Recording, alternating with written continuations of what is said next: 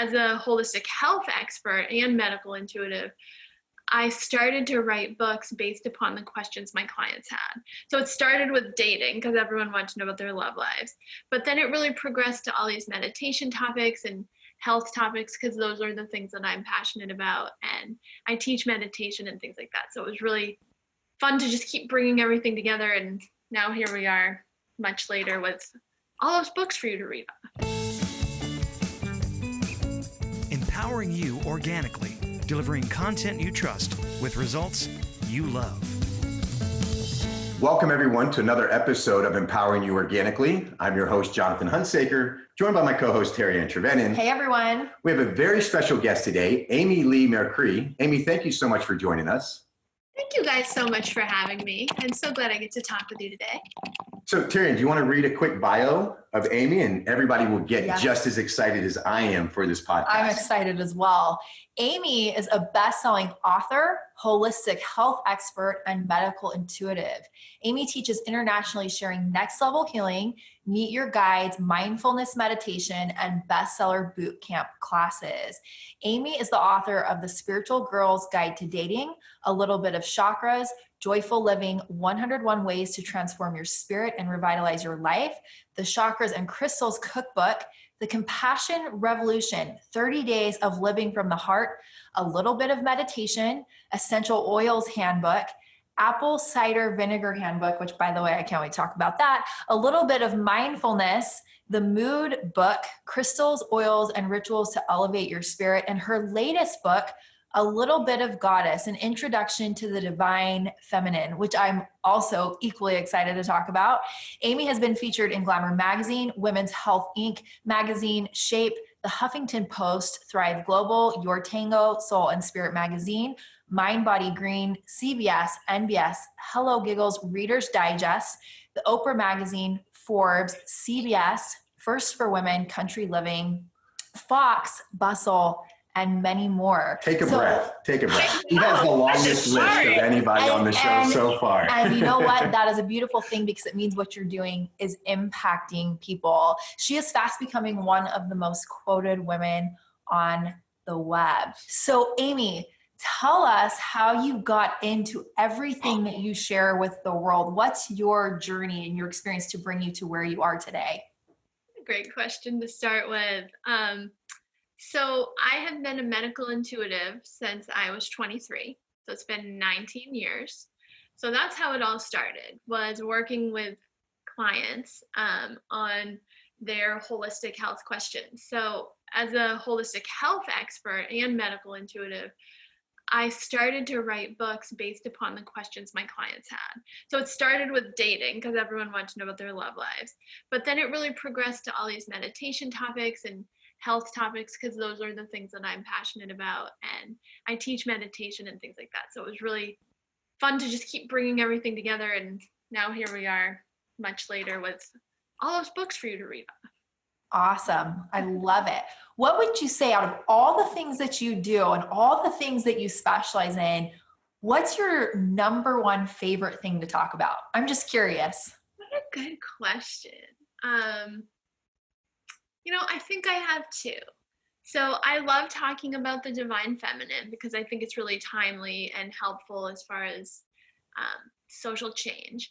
And that's just, really an interesting and kind of different, not different, but kind of a different bent on feminism of just equality of the sexes, not to in any way negate the divine masculine because we love that, but just to really bring awareness to that. And then I do love talking about health in general and essential oils and plants and the ways that we can create recipes and combine those. So those are my two favorites. Awesome. I love it. So today we're going to talk a little bit about our moods, specifically talking about turning worry into peace. And I'm really excited to talk about this because I think that we have a lot of stressors in our lives. We have a lot going on and we worry way more than we need to. And it impacts so many aspects of our lives. And so I think that some of the tips that we're going to be sharing today are going to be really helpful for people to have a more peaceful, centered and grounded life. Let's talk a little bit about some of your best tips for turning worry into peace and improving our overall mood. What's the number one thing you would share with people when it comes to this in their lives? That's a great question too. I think number one thing I would share is having a news fast every week. So spending at least a few days just staying off of anything that's going to give you news. And as an extension of that, really limiting screen time, because I think that's one of the chief things that just eat away at people's sense of peace and makes people really anxious.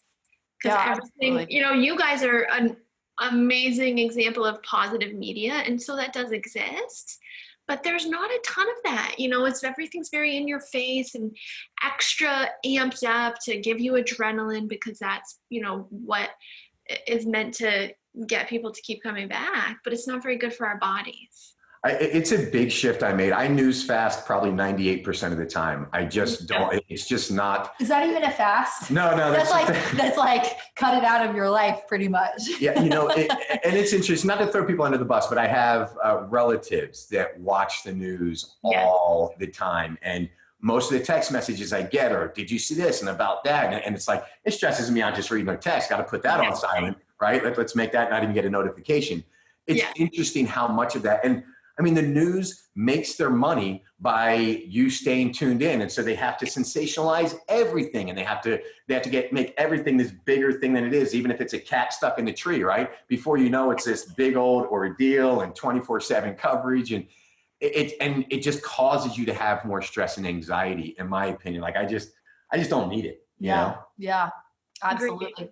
One of the big topics in the news right now is Prince Harry and Meghan Markle, but and I'm not going to talk about that, but what I will say is they just shared on their social media, they share organizations that are doing good, one every month. And the one that they shared this month was an Instagram platform that's sharing good news with people and sharing good stories where people help people. So I love that you bring that up, because I think there's so much negative in the world. You really have to seek out the good and find people who are sharing the good, because it's out there. It's harder to find, but it's absolutely out there.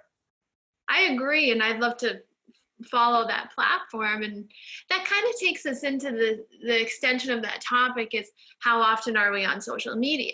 Because especially you look at Facebook, right? And it's like all kinds of, depressing stuff. Yeah, it's so depressing. A lot of really worrisome things for sure. I think this conversation around screen time too is really important when it comes to sleep. You talk about a lot of rituals for more restful sleep. Let's talk a little bit more about that. Absolutely. So I have a whole chapter in the mood book about all of this, and a lot of rituals for restful sleep, starting with getting off screens at least an hour, if not more, before bed. Secondly, a lot of people like a TV in the bedroom. Is that good for sleep? No, it's not. It's flashing light right before bed. The hour before sleep is the time for minimal to no electronics. It's the time to read a book or, draw or something. How often do we do that? I mean, I try to do it before bed, but it's kind of a challenge. And then moving into restful sleep rituals, you can make some really easy essential oils sprays, linen sprays. You can use spring water and essential oils that are therapeutic grade. Lavender, everybody loves the scent of. Vetiver is great for sleep. There's Roman chamomile. There's blue chamomile, but that will stain your linen. So better to use Roman chamomile that's clear.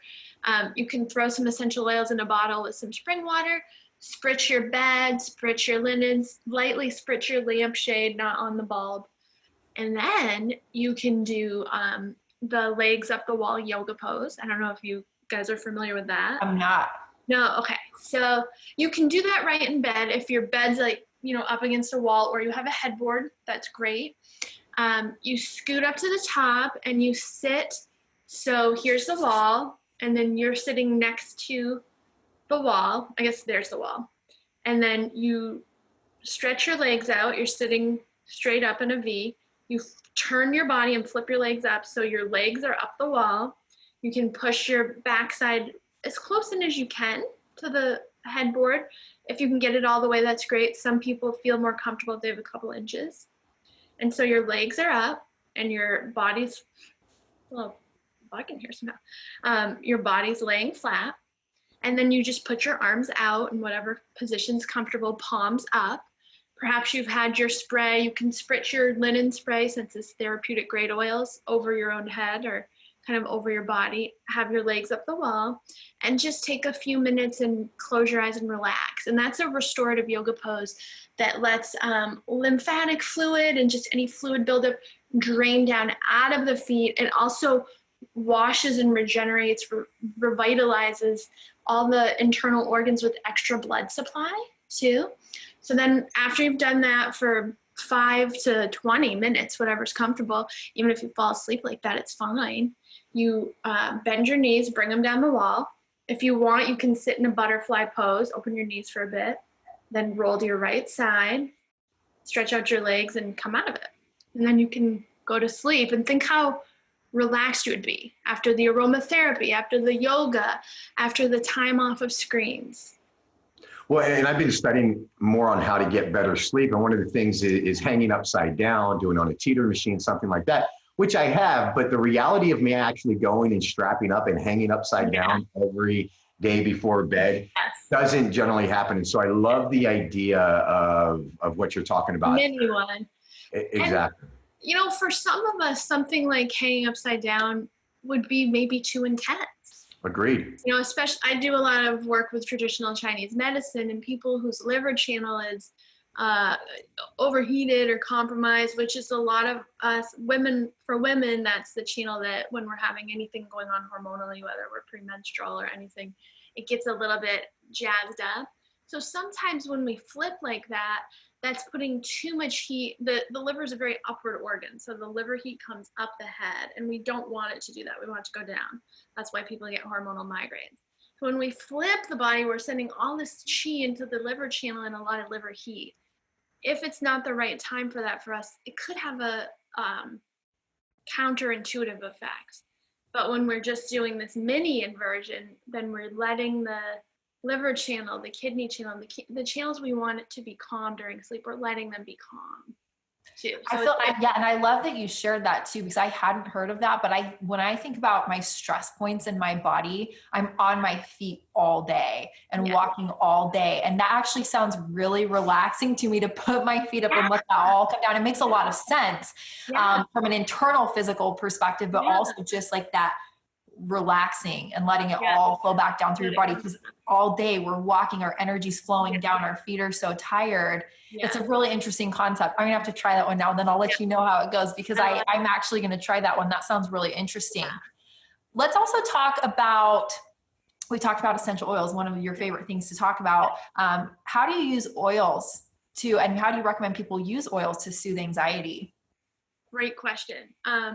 So like we said, if you're doing a yoga pose like that, or just throughout your day, you can use specific oils that are great for relaxation. Lavender, vetiver, chamomile. What else is good? Jasmine is very relaxing. Lang Lang is very relaxing. All of those. If you use a therapeutic grade oil, it means you can apply it topically. If it's a oil that's okay to apply topically, or even you can consume it orally if you choose, which we don't really need to do in this case. But so a really easy way is just to, you can make a blend, or just to take some vetiver, some lavender, some Lang Lang, put it on your fingertips. You can put it on your temples, you can put it on your wrists, you can put it on your earlobes, just to give yourself that aromatherapy all day. And whether that's in your leg up the wall pose, or your hanging upside down pose, which is great for so many people to do that big inversion. It's really super helpful for so many people. You could even be wearing those oils at that time as well. Yeah, love that. Yeah. I'm going to throw a little something out there. I know it's a little off topic, but since we're talking about essential oils, I know you mentioned therapeutic grade. All I want to suggest is that people know the company they're buying their oils from. Agreed. Unfortunately, it's not regulated. And so there's cheap oils on Amazon that say therapeutic grade, and it doesn't mean anything. We highly suggest USDA certified organic when you can find it as an essential oil. That's going to guarantee that you're getting a clean, pure oil. But unfortunately, therapeutic is similar to natural, right? When it's a natural food or something like that. And I know that you're talking about using a really clean oil when you say therapeutic grade. I just want to let our audience know that when you go on Amazon, you type in therapeutic grade and it's $5 for a big bottle of lavender. That is not therapeutic grade lavender. I agree. I have favorite brands. I don't know if you want me to share. You're welcome to share your brands or not. For me, it's more about educating them on what to look for so that they can go find it. I know that we've got Young Living that's out there. We have doTERRA that are a couple of big brands. Organixx, we have our own essential oils. We only carry 12 oils. We carry the top 12. Wonderful. We don't do there's so many oils out there. You know, we're just not a big enough company to carry 200 different oils. I know. 100% organic is our best bet. I agree. There's a brand, Veriditas, that has some of the obscure oils that you don't always find. I'm sure those Organixx oils are great. The Young Livings and the doTERRAs are good too. Not always 100% organic, but very well sourced, which is a good start. But I agree with you absolutely. It's definitely something. Find the organic. Okay, sorry about taking us down that track. I think it's important to know. So on this quest for peace and having less stress in our lives, you talk about a worry less bath. Tell us what that is. Yes. So in the mood book, I got to write this super fun book about turning worry to peace, sadness to joy, heartbreak to love, lethargy to vitality, fear to freedom. So it was just like such a fun book to write, and it's really colorful and everything. And so I got to create these rituals, and specifically these bath rituals, which I love to take flower baths and things like that. So this particular worry less bath it's a whole ritual in the book, but you do an activity where you're writing some intentions down, and then you can use crystals in your bath if you choose. You can use moonstone, you can use clear quartz, you can use rose quartz, you can use, if you're into crystals. And then you use lavender essential oil, therapeutic grade, preferably organic, valerian essential oil, and then you use a candle that's pastel colored. So you're creating a whole ritual. You brew yourself chamomile tea, and you put dried lavender in your bath. So you kind of have all these sensory calming. Yeah, all these sensory experiences covered. And then you make a ritual out of it. You prepare your tea, you run your bath, you go through the exercise is a little bit long for us to go through, but you go through the exercise and you write down your intentions, and you do a little bit of journaling, you light your candle, and then you step in and you've set an intention for your bath. You've invoked your sense of smell, your tea, your the kinesthetic sense of being in the warm water and having even the dried lavender in there. So you're really opening your senses and going back to our original point, stepping away from technology and being present with yourself too. And it gives you a chance to go into a meditative state. I think that's the biggest point here is you're talking about being intentional with your bath, right? And what are your intentions around it? What are your rituals around it? Yeah. I hate that technology is waterproof now. I really do, right? I mean, how many people, it's like, I'm going to go take a bath, and then 3 minutes in, they're bored because they're used to being overstimulated, and they go grab their phone, and now they're on social media. Now they're reading crappy news and comparing themselves to other people's great lives and influencers. And it's like, and 30 minutes later, you're like, I took a bath, but you don't feel any more relaxed. You didn't do what you were, what it was intended for, which is just like unplug from everything and just be with you.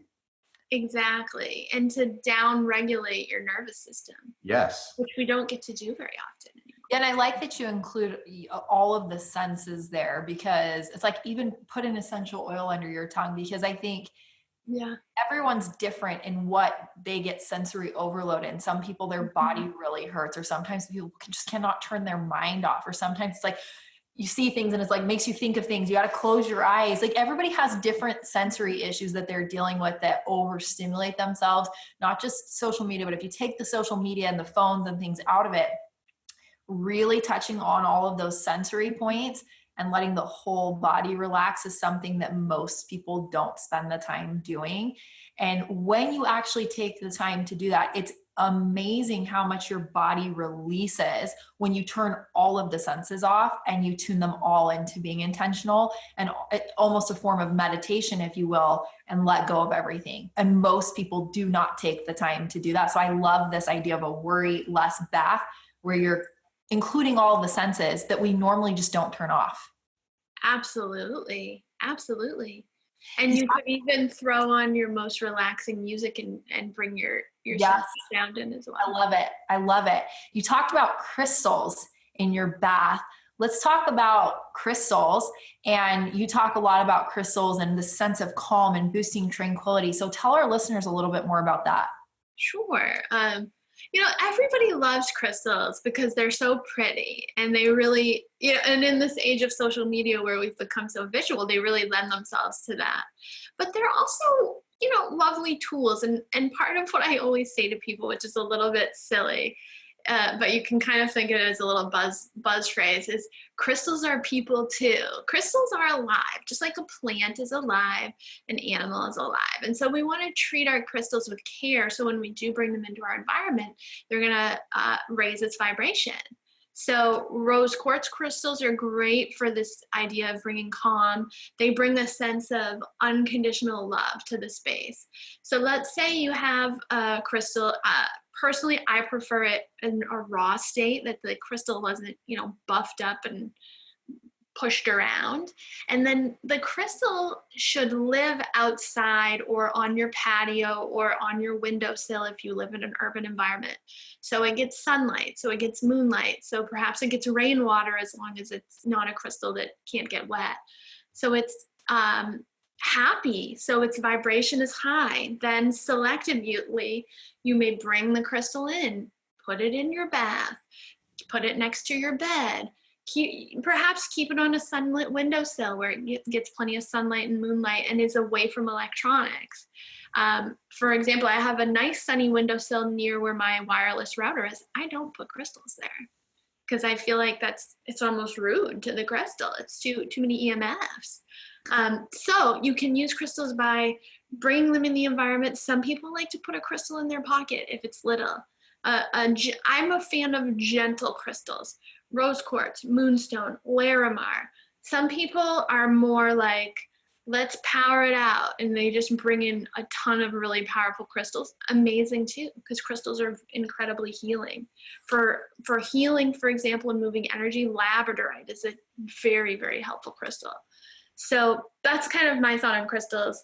And I'm, kind of a moderation, middle way kind of person. So I'll always kind of suggest the gentler way to work with a crystal or an oil or a plant. Yeah, and just for our listeners, there's this idea of everything has energy in the world, right? Everything does.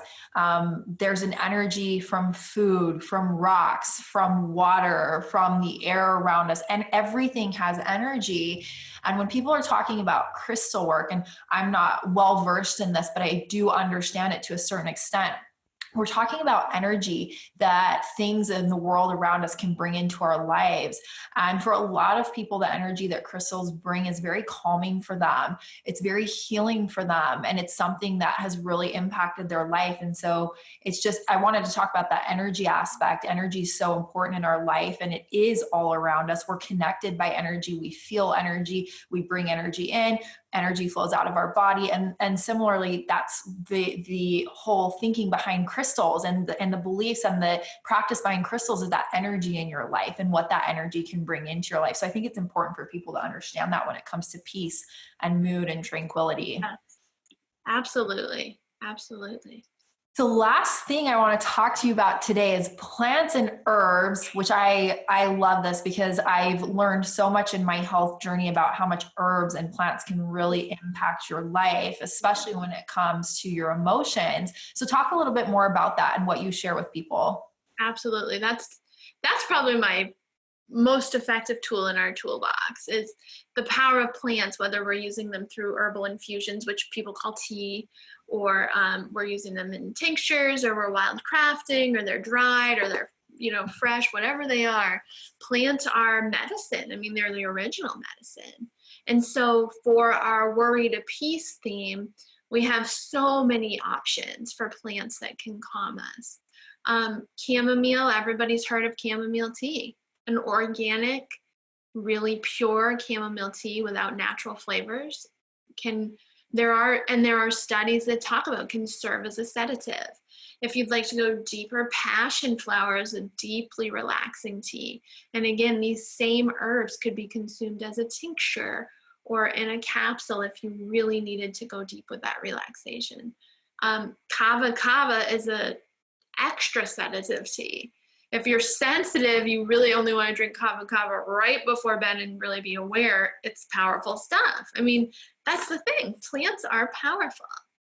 Absolutely. Well, and we've had people on the podcast in the past who have actually talked about their health journey, talking about they've tried everything, conventional medicine, naturopaths, everything they could think of. And finally, they turned to herbs to heal different aspects of their body. And so, you know, that's something that I think our listeners can really appreciate, is how powerful herbs are. And not only are they powerful for different aspects that we can have when it comes to health and improving our health, but thinking about it in relationship to our mood. I know for me, I love to drink tea, and one tea in particular, but that's a calming thing for me. And it's a calming thing for my body. And it's something that makes me feel good. And so I think your point on herbs and plants is spot on. I think it's really important when it comes to peace, tranquility, and overall balanced mood. I mean, that's all supplements are, right? We're in the supplement business. We did it because plants are medicine, right? And so some things you can take in a little higher dose, like a turmeric, or something like that, that's good in a capsule form. Other things are better as teas. Other things are better, like kava kava, just, you know, sporadically or at lower doses. I mean, there's many different ways to use plants and herbs and all of that to heal. And yeah, I mean, I'm 100% in agreement with you on all of that. Yeah, I think if people are eating the modern American diet today and they're not looking in plants and herbs as a part of their diet and their nutrition and their overall health, I think they're really missing out. Absolutely. What's your favorite tea, Terry? I love chai tea, herbal chai tea. Love herbal chai. All-time favorite. I love it. I drink it every single day, and my go-to. With rooibos? Yes. Yes. I love that.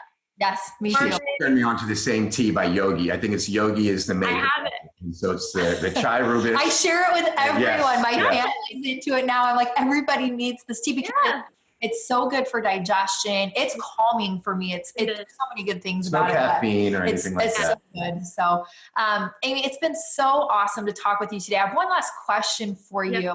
If you could leave one statement with the world when it comes to, really, I'm not even going to say when it comes to anything. If you could leave one statement with the world, one message with the world, what would you say? It would be that you matter, that you're a critical piece of the puzzle here on Earth, and what you do and the impact you make, no matter how large or small, matters. I love that. Absolutely love it. Amy, how can people find out more about you? Great question. They can find me all over social at Amy Leigh Mercree and at amyleighmercree.com. And Leigh is Leigh. And they can find your many books on Amazon, I would imagine, or mainly on your website? On Amazon, many of the books are in Barnes & Noble. Some of them are in Whole Foods, Francesca's. You can find them all over the place, but always on Amazon. Excellent. We have links, by the way, to all of your books on our website. So go to empoweringyouorganically.com. You'll get all the show notes, transcripts. You can listen to this episode as many times as you want. We have links to all of Amy's books, to all of her websites, to her social media. I love what you do. I love what you're teaching. I love your message. I love your energy. And I think our audience is really going to love you as well. And I hope they go check you out in all of your places, social media, website, books, all of it. Absolutely. Yay. Thank you so much. And I love everything you guys are sharing, all this amazing knowledge with the world. Excellent. Thank you, Amy. By the way, empoweringyouorganically.com. And if you like these episodes, make sure you like us on iTunes.